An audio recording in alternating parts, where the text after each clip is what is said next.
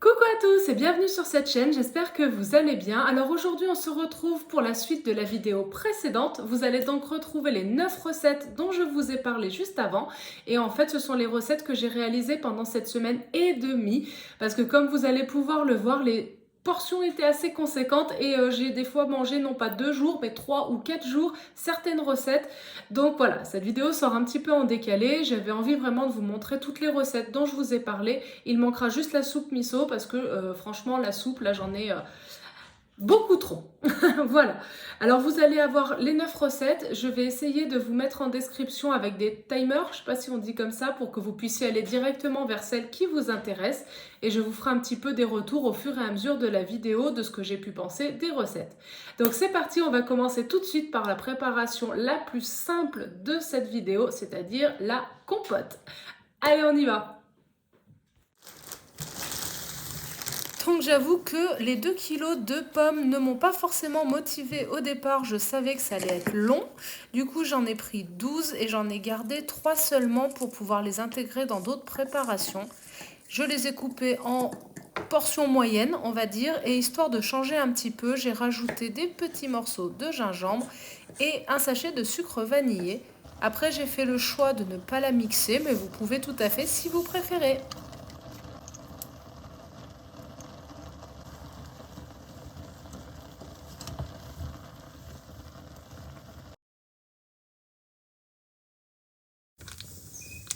Je crois que c'est clairement ma recette préférée de toute cette vidéo.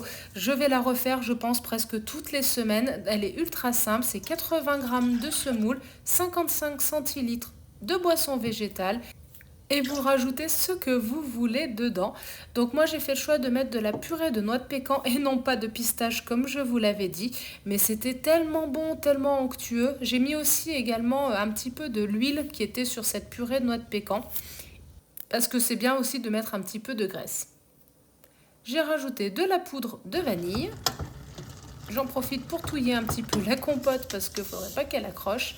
Et une fois que mon lait est à ébullition, je rajoute le sucre vanillé et ma semoule. Je fais cuire pendant 5 minutes et après, pour ceux qui le souhaitent, il est possible en fait de la mettre au four pendant une demi-heure à 180 degrés. C'est pas ce que j'ai choisi de faire, je l'ai fait refroidir, je l'ai mise au frigo et j'en ai congelé la moitié.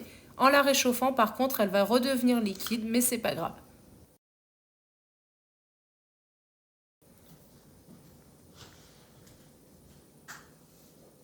Donc on part sur une pâte faite maison. C'est très rare que je la fasse. Il me faut 250 g de farine, 80 g de margarine. J'ai rajouté un petit peu de levure, du sel, du poivre. Et comme j'avais envie que ça ait quand même pas mal de goût, j'ai rajouté également des graines de sésame.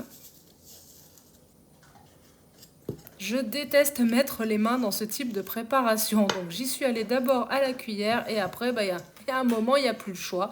Donc voilà, c'est devenu friable jusqu'à ce que le beurre se ramollisse. J'ai dû rajouter un tout petit peu d'eau, mais vraiment très peu pour dire quand même qu'elle soit un peu plus facile à étaler.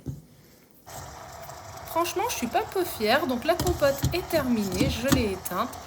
Les épinards pour la quiche sont en train de dégeler et d'être préparés.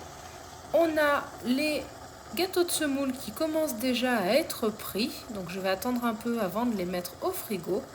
Et j'ai la pâte qui attend sagement dans son saladier. Donc j'ai réussi à étaler ma pâte assez finement, je suis contente. Alors elle était un peu compliquée à étaler, mais j'ai réussi.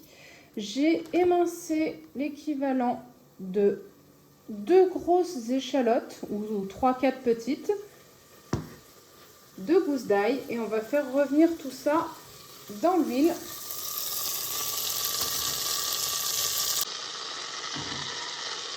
Oui, encore de la compote, ne me jugez pas, j'ai dit que je suis nouveau. Et du coup, j'ai bien égoutté mes épinards qui étaient surgelés, que j'ai fait cuire avant. Donc là, au moins, ils ne détromperont pas la pâte. Alors, vous n'avez pas l'odeur, mais déjà là, ça sent bon. Et rien que la couleur, personnellement, me donne trop envie. Donc, pour la farce de ma quiche, je vais mettre une brique de crème de soja, un yaourt de soja, 10 g de fécule et 20 g de farine de pois chiche. Je vais rajouter aussi donc un bloc de tofu au basilic. Et puis voilà.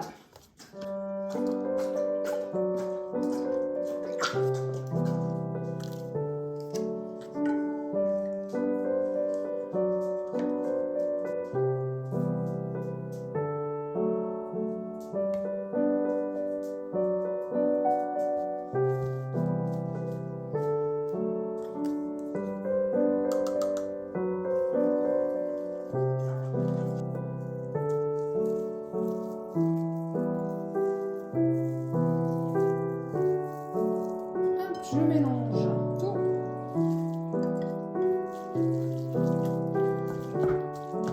En tout cas, ça sent bon.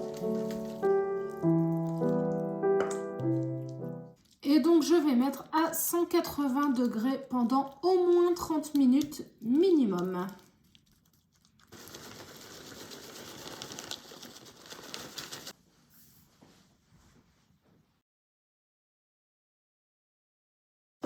Alors, tant qu'on est lancé, on va préparer du coup un cake.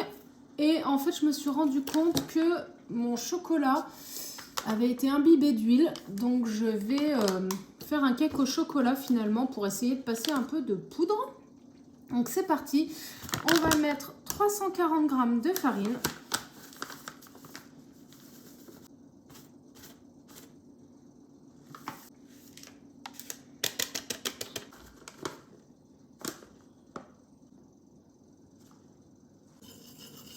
Du coup, j'avais du sucre glace d'un panettone qui est arôme vanille. Donc, on va mettre ça. Ça fait 25 grammes. Comme ça, on le passe.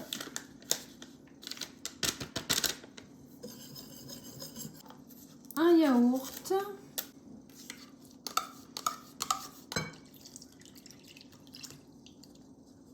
Un petit peu de sel.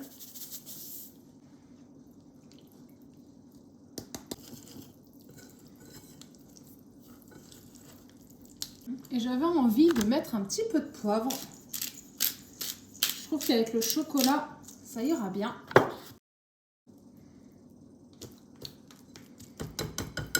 Donc voilà, j'ai rajouté par-dessus 2 sachets de sucre vanillé parce que dedans j'ai quand même pas mis beaucoup de sucre et puis ça fera une belle croûte caramélisée. Et je vais mettre ça 1 heure à 180 degrés. N'hésitez pas à mettre un petit peu plus de sucre. Du coup, j'ai rajouté du sirop d'érable par-dessus. C'était tellement bon. Quand vous épluchez vos navets, du coup, pensez bien à les éplucher assez épais parce qu'en fait, il y a une couche assez filandreuse. On voit la démarcation là, de là à là. Et en fait, quand on plante l'ongle, ça, c'est super dur, alors que là, c'est tendre. Donc en fait, là, il y a tous les fils. Donc, n'hésitez pas à couper un peu large. Je sais que ça perd un petit peu, mais votre soupe n'en sera que meilleure.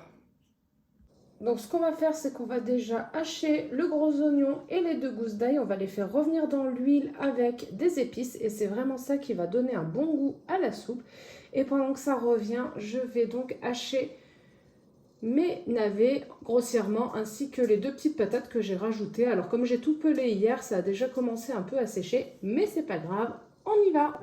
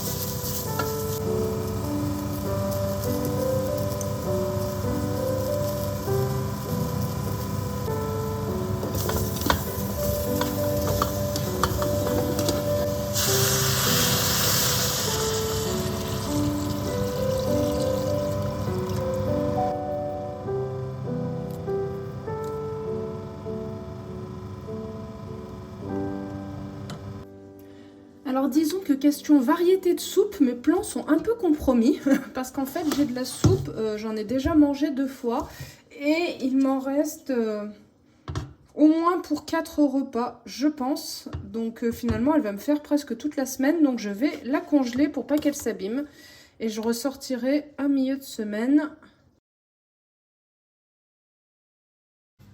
Donc pour les burritos, vu que je suis très pressée, on va se les faire en version express. Donc je vais mettre de l'huile pour faire revenir une échalote émincée ainsi que 2 grosses gousses d'ail. Je vais faire dorer tout ça. Donc après je vais rajouter la sauce tomate, les haricots rouges ainsi que des épices. Et je vais faire cuire ça donc assez fort pendant 5 minutes. Et je mettrai tout ça donc dans mes tortillas que je ferai revenir ensuite à la poêle ou pas.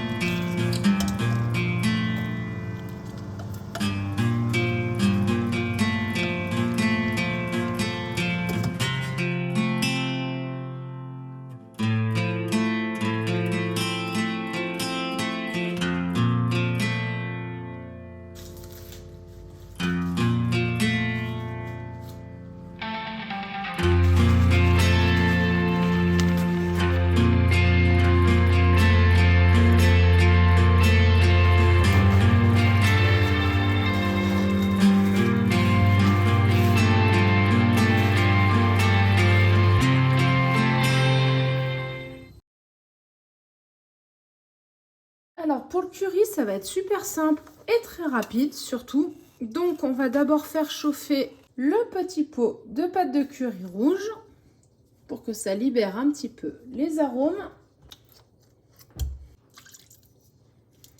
Une fois que ça commence à chauffer, hop, je vais rajouter mon chou-fleur. Donc j'en ai mis la moitié d'un, ainsi que la moitié hop, de ma boîte de haricots verts. Donc moi j'aime bien les choux-fleurs un peu fermes, alors du coup je vais juste les faire cuire comme ça. Si vous les aimez vraiment bien cuits, vous les faites cuire à l'eau avant. On va rajouter la brique de lait de coco, ainsi qu'une cuillère à café de beurre de cacahuète sans sucre ajouté. On va mettre tout ça à cuire pendant un petit quart d'heure. Et il n'y aura plus qu'à rajouter les noix de cajou au dernier moment.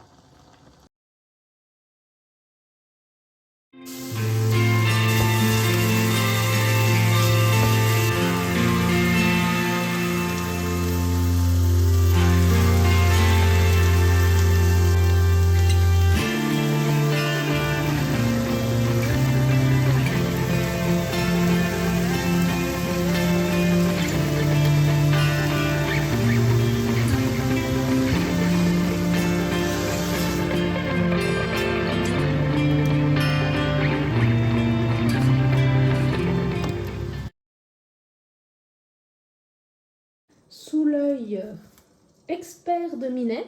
Oui, coucou. On va donc faire la dernière recette, ça y est.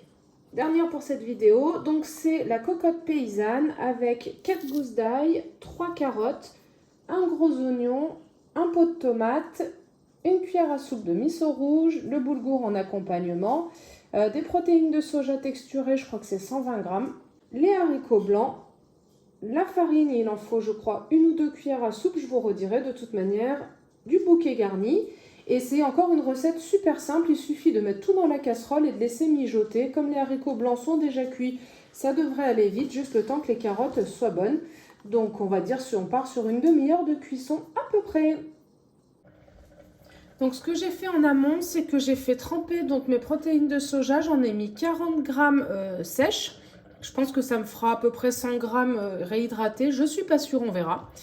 J'ai donc égoutté, hop là, mes haricots blancs. Je vais pas tout mettre parce que j'en ai marre de manger pendant 5 jours la même chose, donc je pense que je vais diviser en 3.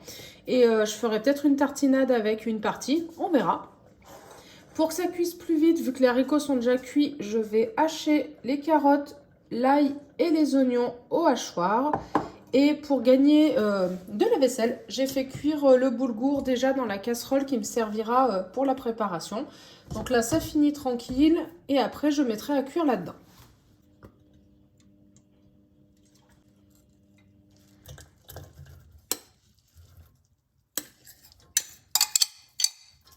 Je crois que pour une personne, j'en ai encore beaucoup trop.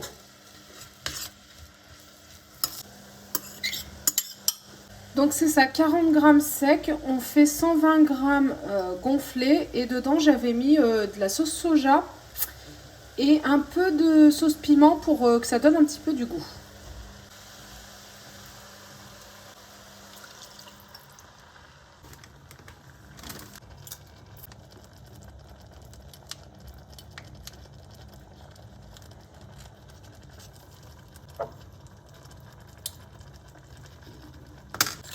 Le miso, faut bien toujours le diluer avant de le mettre dans la préparation.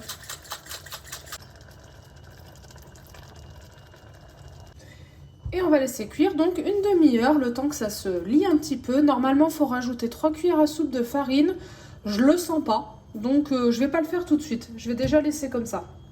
Voilà, donc j'espère que parmi ces recettes que j'ai essayé de faire le plus simple possible, il y en aura qui vous auront donné envie. En tout cas, moi j'ai adoré la quiche et notamment la pâte. Il faut reconnaître que ça n'a rien à voir avec les pâtes qu'on achète dans le commerce. On peut au moins mettre ce qu'on veut dedans, les aromatiser. J'ai un bémol sur le cake parce que c'est vrai que le cake était trop cuit, mais ça c'est de ma faute. Et j'ai aussi pas mis assez de sucre. Bon, voilà, c'est pareil, c'est de ma faute. Mais sinon, il se tenait quand même vraiment bien. J'ai beaucoup aimé mettre du coup le sirop d'érable par-dessus. Ça apportait un petit peu plus de moelleux et surtout un peu plus de sucré. Donc c'était quand même quelque chose de validé pour moi. Niveau budget, on était à 39,67 €. On passe à 42,52 € parce que j'ai acheté un pain complet et une baguette dans la semaine. Ça m'a fait pour les 10 jours parce qu'en plus j'ai été invitée un midi et un soir. Donc voilà, effectivement, ça a un petit peu permis de tenir un peu plus longtemps et en plus, comme je vous le disais, les quantités étaient vraiment très copieuses.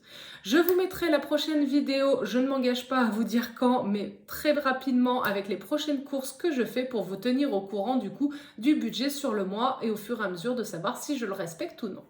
Je vous souhaite une très belle soirée, profitez bien, prenez soin de vous et à tout bientôt. Bye bye!